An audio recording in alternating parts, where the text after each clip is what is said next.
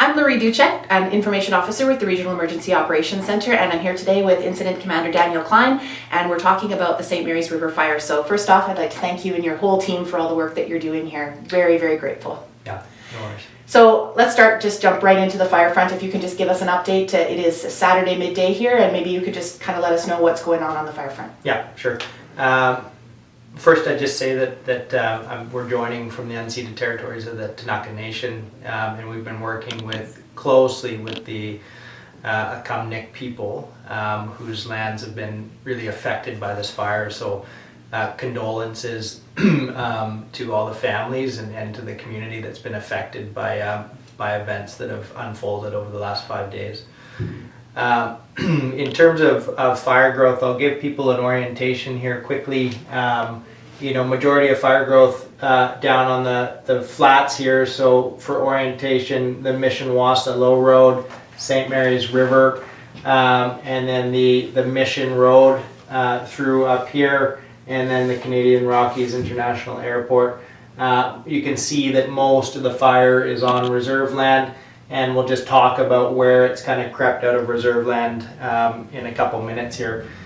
Most of the growth on Monday evening was down on the flats. The fire started in this kind of lower southwest corner, pushed to the northeast, and unfortunately had some impacts to the residents on the flat.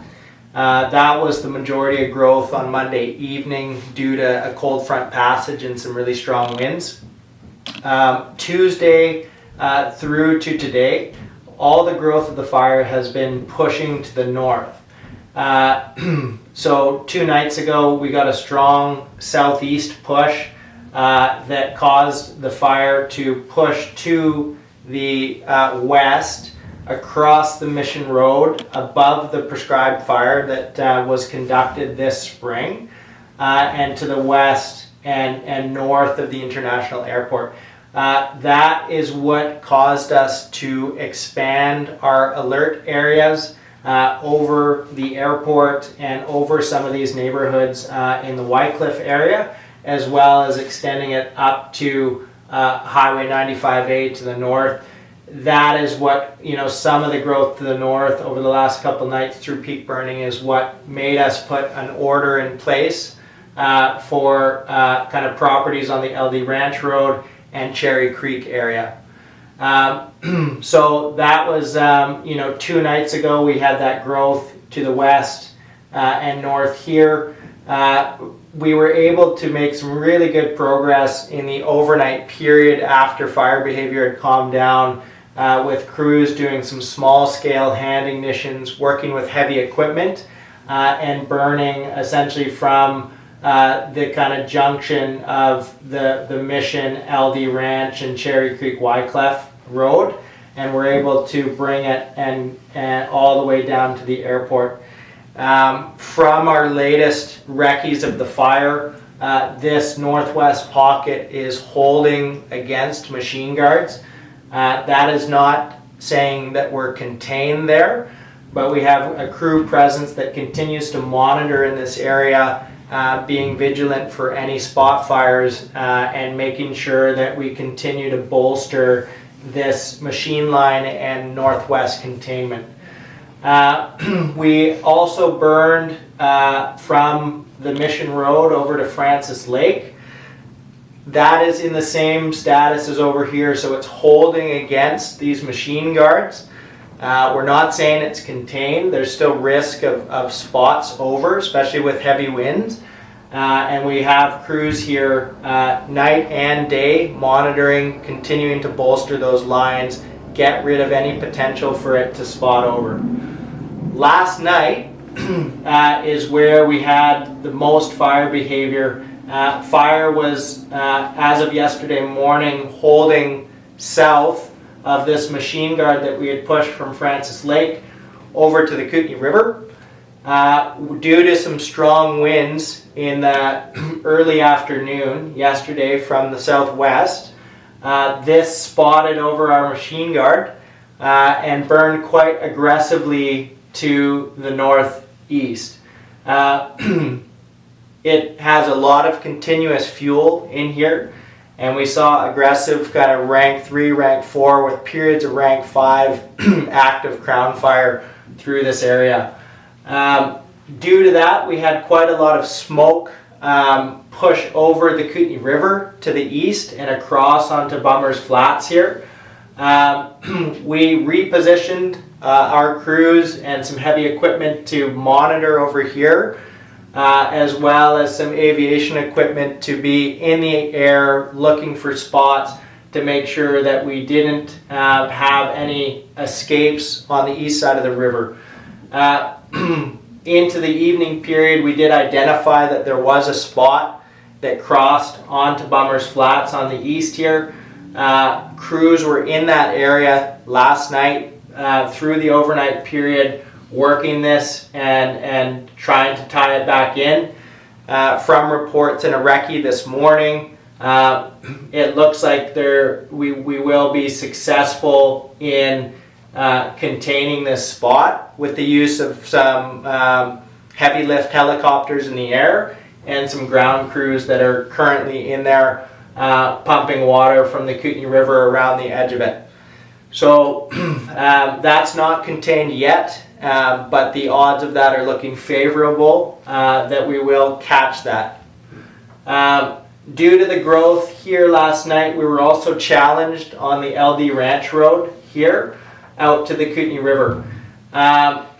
Crews worked through the overnight period to burn pockets of the LD Ranch Road off and remove fuel from this, so this didn't continue to challenge this machine line and the LD Ranch Road. Looking at fire behavior this morning, there was a slop over above the LD Ranch Road. Crews are in there and they've pushed some heavy equipment around that escape to tie it back into some roads here. And currently that is our area of concern.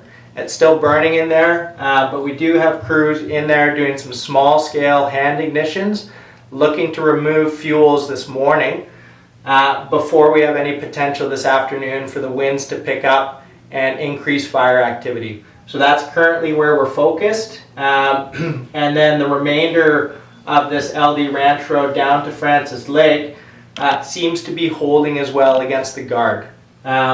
We had and continue to have structure protection in all these residences that are in the Cherry Creek LD Ranch Road area, and we'll continue to have people there in the overnight period monitoring fire growth, making sure that any potential to spot over is addressed as quickly as possible. So, I'll leave the updating there for now and open it up to more questions. I think that gives us a really good overview. A couple of things that you keyed in on that I just wanted to maybe talk about a little bit more. One is the peak burning period. So I think that's something that it can be really unsettling for people in the afternoon. You see that, the big column of smoke go up. We've seen that the last couple of days. That is something that is anticipated when you're working in the fire line. That's something that's anticipated, but unsettling for people who maybe don't have a fire experience. So if you could just explain why we see that and what that's indicative of. Yeah. Okay, thanks. And so fire behavior really influenced by a number of different things. So terrain and topography, weather is a huge thing there, and also the moisture of our fuels, so how dry are our fuels. In the morning, we typically have cooler temperatures, higher relative humidity, and winds have been very kind of light in the morning. So given those conditions, fire behavior decreases in essentially the morning and the overnight period. So typically in the morning, we are seeing rank 1 smoldering ground fire, rank 2 where we have more kind of visual open flame that's moving across the forest floor, with small pockets of rank 3, a little bit more vigorous fire where it finds a pocket of fuels, and those fuels will ignite, and there's the occasional pocket of trees that candles. When we move into the afternoon, we introduce some winds, the temperatures increase, and the relative humidities decrease. And due to that combination, we have increased fire behavior. And when you combine that with some really continuous forest fuels, that creates a recipe for what we've been seeing over the last couple of days. And so that's what we call peak burning. It's typically, between 1600 or 4 p.m. all the way through till about 9 p.m. It depends on the time of year. But typically that's what we're seeing on this fire is around 1600 or 4 p.m. in the afternoon through to kind of sunset. This will start to have the recipe to increase fire behavior and take runs.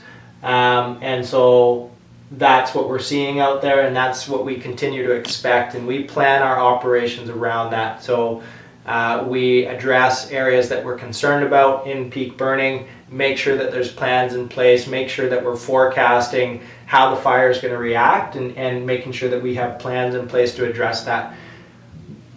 That's also why we've been working through the evenings. So we're trying to take advantage of decreased fire behavior. So we've been successful burning in the evening, successful doing mop-up, because fire behavior decreases, and we can get in there and do an effective job and not be challenged by increased fire behavior. And it's also a firefighter safety thing. Super. Yeah, safety obviously number one.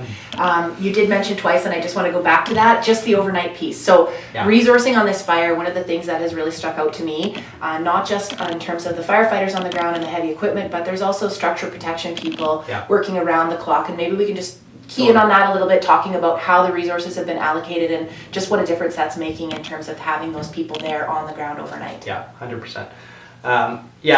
So we are up to around 70 structural protection staff and resources on this incident, and that's a combination of type 1 fire engines, which are large, fire engines that people associate with fire departments, all the way down to our what we call our type 6 engines, which are more of our bush trucks. They all have water capacity. They all have the equipment on their trucks to set up structure protection, deliver water to structures, all that kind of stuff. They are a key component to our operations. They've been integrated into our organizational structure to prioritize areas of concern to life and property, to do those assessments, to go in there and set up structure protection, and make sure that if there's any properties that are areas of concern for us, that we're planning for that, and we're making sure that we're giving those properties the best chance of success to survive wildfire. And those crews are also going in there and doing fire smart, so taking any combustible material away from the property's edge, anything that's on people's decks, is potentially moved that would contribute to embers landing by the house, and then that causing some concern for structure loss. So that's what those crews are doing. They are working multiple different shifts. We have daytime coverage as well as overnight coverage through the clock, making sure that kind of life and property are protected. Well, that's just so impressive, all of the efforts that are being put into this fire. Is there anything else that you wanted to add, that key messages that you want to get out to people, or anything else you want to say in terms of kind of the current situation as we speak today? Yeah, totally. I would say there has been some comments around the lag time with updated fire perimeters. That is challenging for us due to daily fire growth. We try our best to get up in the air as soon as we can to get an accurate track of how the fire has grown in the previous 24 hours. Typically we can do that once the smoke lifts and once we have good visibility, and we try and get that track into our mapping specialists as soon as we can, but we don't typically see those updates on a map until the afternoon.